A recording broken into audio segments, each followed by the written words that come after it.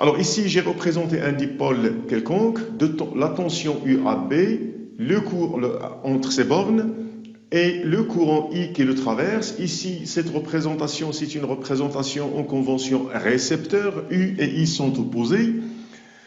Et on va étudier le dipôle particulier qui est le dipôle conducteur ohmique. Alors, on va étudier la relation entre la tension à ces bornes et l'intensité du courant qui le traverse, toujours en convention récepteur. Et pour cela, nous allons utiliser ce montage dans lequel vous avez le générateur de tension variable, la résistance, et ici vous avez deux appareils de mesure, un milliampère-mètre pour mesurer le courant traversant le dipôle et le voltmètre mesurant la différence de potentiel aux bornes du dipôle. Alors c'est ce qu'on va voir dans l'animation suivante. Nous allons utiliser cette simulation pour établir une relation entre la tension aux bornes de cette résistance et l'intensité du courant qui la traverse. Alors pour cela, nous allons utiliser un circuit contenant un générateur de tension continue, de tension variable, de 0 jusqu'à 12. Ensuite, la résistance étudiée et un milliampère-mètre ou bien un multimètre utilisé comme milliampère-mètre. Observez aussi que lorsque j'augmente la tension, l'intensité du courant augmente. Ça veut dire que l'intensité, elle dépend de la valeur de la tension appliquée. Alors, autre remarque ici, c'est que la tension aux bornes du générateur, elle est égale à la tension aux bornes de cette résistance. Parce qu'en général, la tension aux bornes d'un ampère-mètre, elle est pratiquement nulle. Alors, nous allons faire varier la tension et relever, pour chaque valeur de la tension, relever la valeur du courant, et nous allons essayer de tracer la courbe U en fonction de I. U en volts, I en milliampères. Alors 0, d'abord le premier point c'est 0, 0. Donc voici le point 0, 0. Ensuite, 2 volts, ça donne pour le courant 20 milliampères. Alors ici, on doit préciser que sur l'axe des abscisses, chaque gradation représente 10 milliampères. Et sur l'axe des ordonnées, chaque graduation représente 1 volt. Alors vous avez ici 2 20. Donc voici 2 et 20. Voici 20 milliampères. Voici un autre point. Par exemple, 6. Alors 6, 60. 6, 60. Ensuite, 8, 80. Alors 8, 80, ici vous avez 80, donc 8 et 80 ici. Alors observez que la courbe U en fonction de I, c'est une droite passant par l'origine, ça veut dire que la fonction, c'est une fonction linéaire. Donc, la relation entre U et I, elle peut être écrite sous la forme U égale RI, où R représente la pente de cette courbe. Alors R ici s'appelle la résistance de ce dipôle et observez que U et I sont proportionnels. Alors dans ce cas, cette résistance s'appelle un conducteur ohmique. Alors cette résistance, elle change, la valeur de la résistance, elle dépend du dipôle. Si j'utilise un autre dipôle, alors j'obtiens par exemple ici R égale 47. Avant, R égale à 100. Ça veut dire que la valeur de la résistance dépend du conducteur ohmique utilisé. Et selon cette animation, UAB, la tension borne du dipôle, elle est proportionnelle au courant parce que la courbe représentative, c'est une droite qui passe par l'origine. Donc on peut écrire que UAB est égal à une constante fois I, où cette constante ici c'est R, c'est le coefficient de proportionnalité. Alors, du point de vue unité, U, elle s'exprime en volts, I en ampères, et la constante R, elle s'exprime en ohms. Et on peut déterminer R en calculant tout simplement le coefficient directeur de la courbe. Ça veut dire delta U sur delta I. Alors, delta U, c'est 10. Par exemple, je vais prendre ces deux points, ce point et ce point. C'est 10 moins 0 divisé par 100 moins 0. Et je dois multiplier par 100 par 10 puissance moins 3 parce que le milliampère doit être converti en ampères. Donc j'obtiens 100 ohms. Alors cette constante R, ce coefficient de proportionnalité, il s'appelle la résistance du dipôle AB. Et lorsque le dipôle obéit à cette loi qui s'appelle la loi d'Ohm, on l'appelle un conducteur ohmique. Ensuite, on définit ce qu'on appelle G. G égale, ce qu'on note G. G égale 1 sur R. C'est l'inverse de la résistance. R en ohm, lorsque R est en ohm, G s'exprime en Siemens dans le système international. I égale 1 sur R fois UAB, selon cette relation, I égale 1 sur R fois UAB. Donc je peux écrire que I égale G fois UAB. Alors la résistance, plus la résistance est forte, plus le conducteur il s'oppose au mouvement, il s'oppose au courant, et ce G qui est appelé la conductance du conducteur ohmique, plus il est forte, plus le courant est fort. Ça veut dire plus la conductance est forte, plus le conducteur facilite le passage du courant électrique. Et il faut savoir aussi que la résistance d'un dipôle, elle dépend de la matière dont il est constitué. Alors, considérons un fil cylindrique de longueur L, de section S, il a une certaine résistance. Alors, la résistance, elle est donnée par la relation ρL sur S, où ρ, c'est une grandeur qui s'appelle la résistivité de la matière qui constitue le fil métallique. Ça veut dire qu'elle dépend de la nature de la matière qui le constitue. Alors, j'ai donné ici 3 exemples, le cuivre, l'aluminium et l'argent. Alors, chaque matière a sa résistivité. ρ égale 1,7 10 puissance moins 8 pour le cuivre, 2,8 10 puissance moins 8 en mètres pour l'aluminium et 1,6 10 puissance moins 8 pour l'argent. Alors, pour comprendre, on va considérer 3 fils conducteurs de même longueur et de même section, mais constitués, le premier en cuivre, le deuxième en aluminium et le troisième en argent. Alors, parce que la résistivité de l'argent, c'est la plus faible, donc celui constitué d'argent, il aura la plus faible résistance. Celui constitué d'aluminium, parce que c'est la plus grande résistivité, donc ce fil constitué d'aluminium aura la plus grande résistance. Considérons ces deux résistances, ou bien ces deux conducteurs ohmiques de résistance, le premier de résistance 50 ohms et le deuxième de résistance 100 ohms, à l'aide d'un multimètre, ça veut dire d'un multimètre utilisé comme ohmmètre, ça veut dire c'est un appareil qui permet de mesurer la résistance du conducteur. Alors je vais mesurer la résistance du premier conducteur ohmique, j'obtiens la valeur 50 et je mesure la valeur de la deuxième, je trouve 100. Donc 50 ohms, 100 ohms. Maintenant, je vais réaliser la mesure de la résistance des deux conducteurs ohmiques en série. Maintenant, ce montage, c'est un montage série des deux résistances. Alors, j'obtiens 150.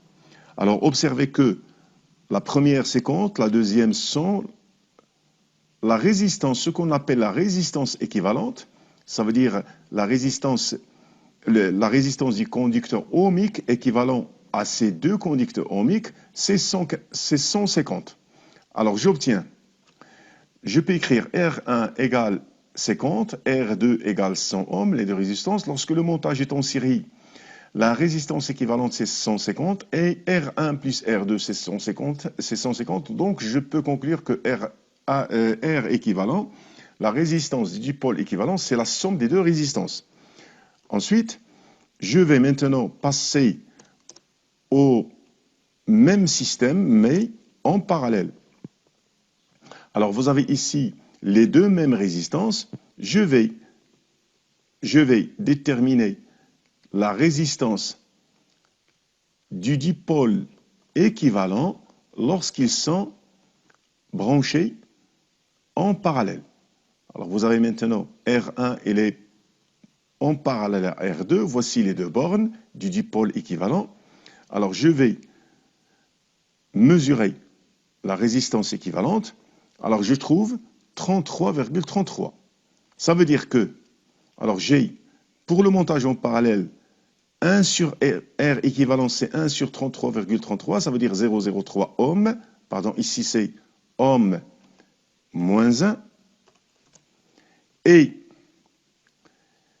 1 sur R1 plus 1 sur R2, c'est 1 sur 50, plus 1 sur 100, c'est 0,03 ohm moins 1. Donc, je peux conclure que 1 sur R équivalent est égal à 1 sur R1 plus 1 sur R2.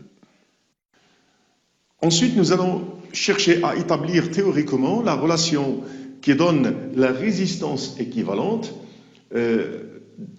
en fonction de deux résistances R1 et R2 associées en série.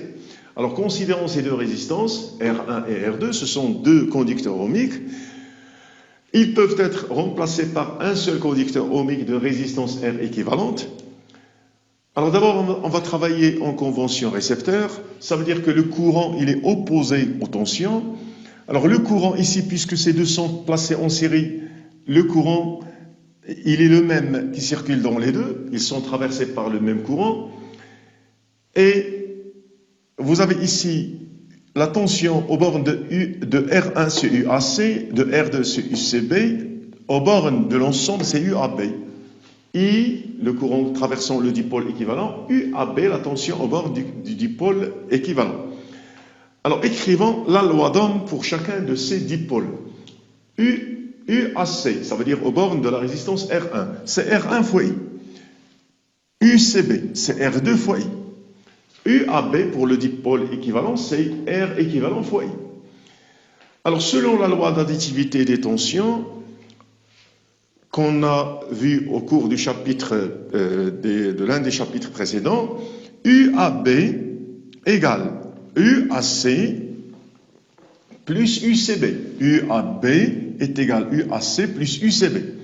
Donc, je peux remplacer UAC et UCB par leurs expressions. R1I plus R2I. Donc, UAB, c'est R1 plus R2I. Or, UAB, selon la loi d'Ohm, est égal R équivalent fois I. Donc, observez que UAB est égal R1 plus R2I et UAB est égal R équivalent fois I. Ça veut dire que R équivalent, elle est égale, cette résistance équivalente est égale à R1 plus R2. Ça veut dire que c'est la somme des deux résistances. Et on peut généraliser à 3, 4, N résistances.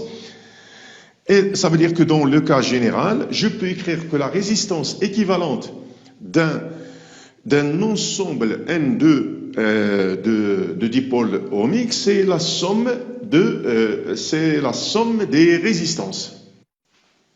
Ensuite, nous allons faire la même chose dans le cas de l'association parallèle. Nous avons deux conducteurs ohmiques montés en parallèle de résistance R1 et R2. Nous allons chercher la résistance du dipôle équivalent, ça veut dire le dipôle qui peut remplacer ces deux et jouer le même rôle dans un circuit électrique. Alors ici, nous avons travaillé aussi en convention récepteur. Le courant I, il circule de manière opposée à la tension UAB, mais ici, on va se retrouver devant un nœud. Ça veut dire que I, elle va se répartir en deux courants d'intensité I1 et I2. Alors, la résistance équivalente, le dipôle équivalent, il est sous la tension UAB, il est traversé par le courant I. Alors, nous commençons par l'écriture de la loi d'Ohm, du UAB égale R1I1. Alors, pour le conducteur de résistance R1, UAB égale R1 fois I1. Pour la résistance R2, UAB égale R2 fois I2. Et de ces deux relations, on peut déduire I1 égale UAB sur R1 et I2 égale UAB sur R2. Pour le dipôle équivalent, UAB égale R équivalent fois I. Donc I égale UAB sur R équivalent. Alors d'après la loi des nœuds, alors le nœud ici c'est A. Vous avez ici un autre nœud, c'est B. Et on va considérer le nœud A. I égale I1, I égale I1 plus I2. Ça veut dire la somme des courants qui entrent en A est égale à la somme des intensités des courants sortants. Donc, j'obtiens UAB sur R équivalent. Je remplace chaque intensité par son expression en fonction du UAB. Donc, UAB sur R équivalent est égal à UAB sur R1 plus UAB sur R2. Je simplifie par UAB, j'obtiens 1 sur R équivalent égale 1 sur R1 plus 1 sur R2. Et en général, si j'ai un certain nombre supérieur à 2 de résistances placées, de conducteurs ohmiques placés en parallèle, 1 sur la résistance équivalente, c'est la somme des inverses des résistances de chacun des conducteurs ohmiques composant ce montage. Et on passe à l'utilisation des conducteurs ohmiques. Alors parfois, on a besoin d'alimenter un dipôle électrique ou bien un circuit électrique d'une tension variable, réglable. Alors on utilise ce qu'on appelle un montage diviseur de tension. Pour comprendre son principe, on doit d'abord voir cette animation. Nous avons ici un montage ou bien la simulation d'un montage diviseur de tension. C'est un montage composé de deux conducteurs ohmiques de résistance 100 ohms chacun. Ces deux conducteurs ohmiques sont montés en série avec un générateur de tension continue. Cette tension, je peux la faire varier au cours de l'animation.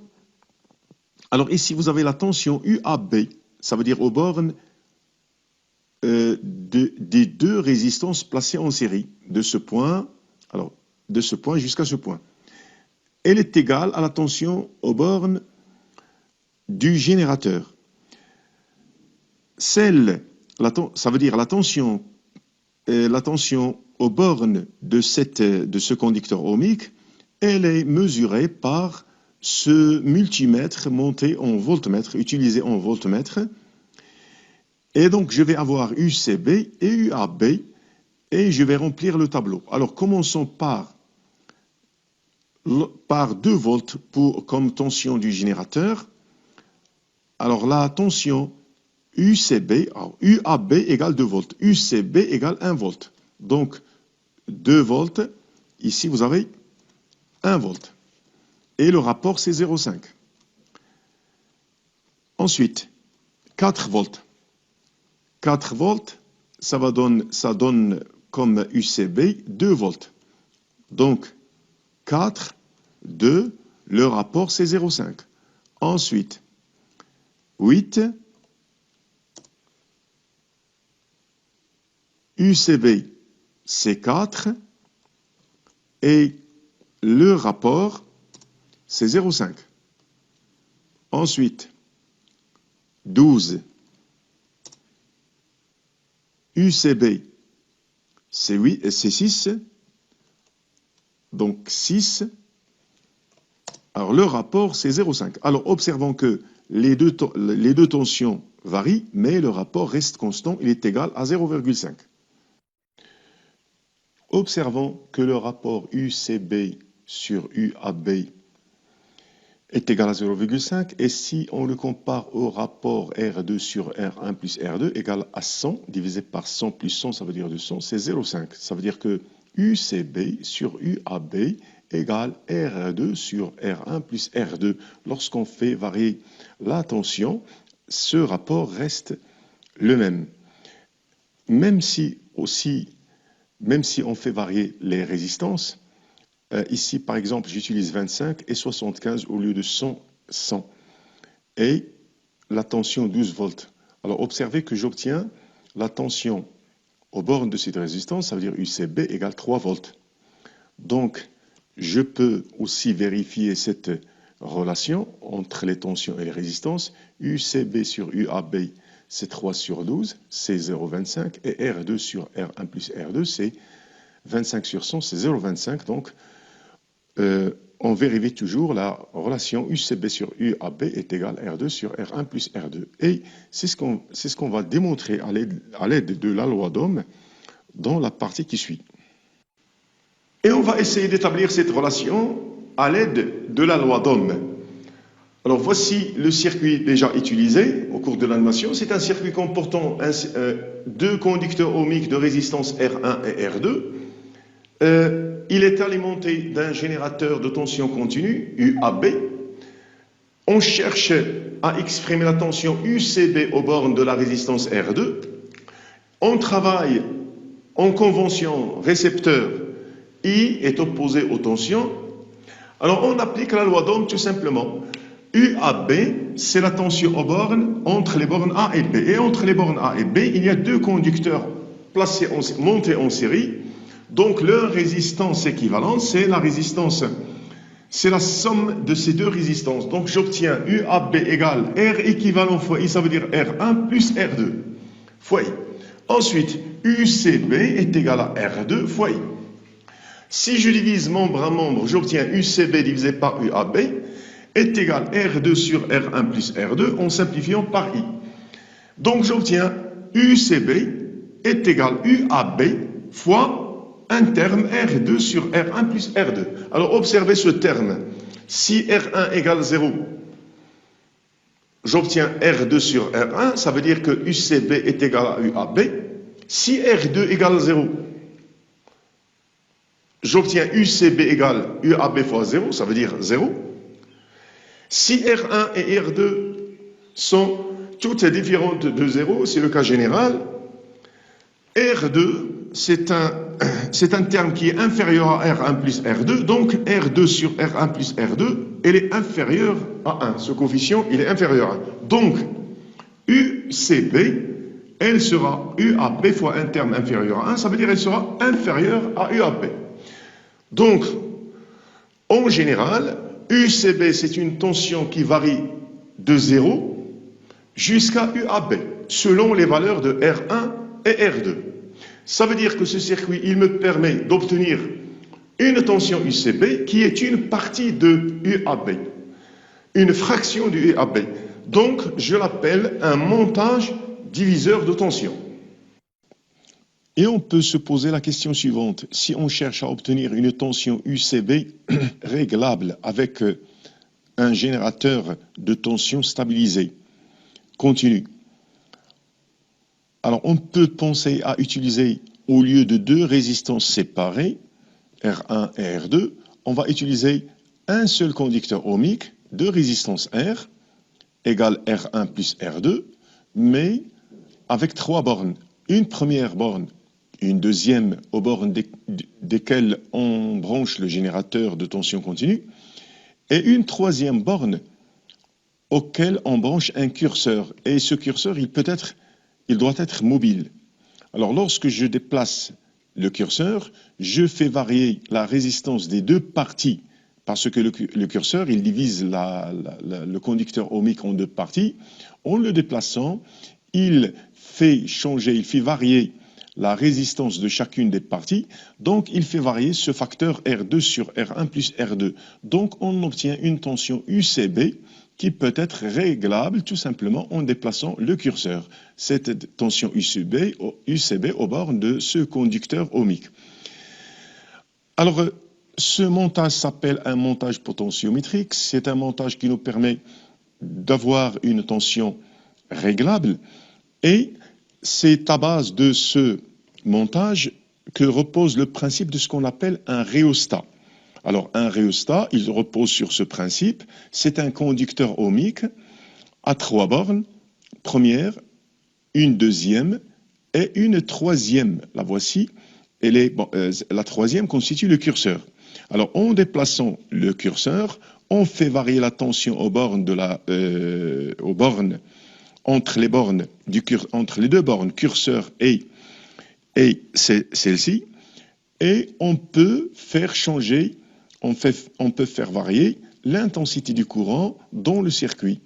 Comme ça aussi, on peut, si je remplace l'ampèremètre si je place une lampe dans le circuit, en déplaçant le curseur, je peux faire varier la tension aux bornes de la lampe, donc le courant qui la traverse, ce qui permet, ou bien ce qui se manifeste par une variation de l'éclairage de la lampe. Et on va essayer d'établir cette relation à l'aide de la loi d'Ohm. Alors voici le circuit déjà utilisé au cours de l'animation. C'est un circuit comportant deux conducteurs ohmiques de résistance R1 et R2. Il est alimenté d'un générateur de tension continue, UAB. On cherche à exprimer la tension UCB aux bornes de la résistance R2. On travaille en convention récepteur I est opposé aux tensions. Alors on applique la loi d'Ohm tout simplement. UAB, c'est la tension aux bornes entre les bornes A et B. Et entre les bornes A et B, il y a deux conducteurs montés en série. Donc leur résistance équivalente, c'est la résistance. C'est la somme de ces deux résistances. Donc j'obtiens UAB égale R équivalent fois I, ça veut dire R1 plus R2 fois I. Ensuite, UCB est égal à R2 fois I. Si je divise membre à membre, j'obtiens UCB divisé par UAB est égal à R2 sur R1 plus R2 en simplifiant par I. Donc j'obtiens UCB est égal à UAB fois un terme R2 sur R1 plus R2. Alors observez ce terme.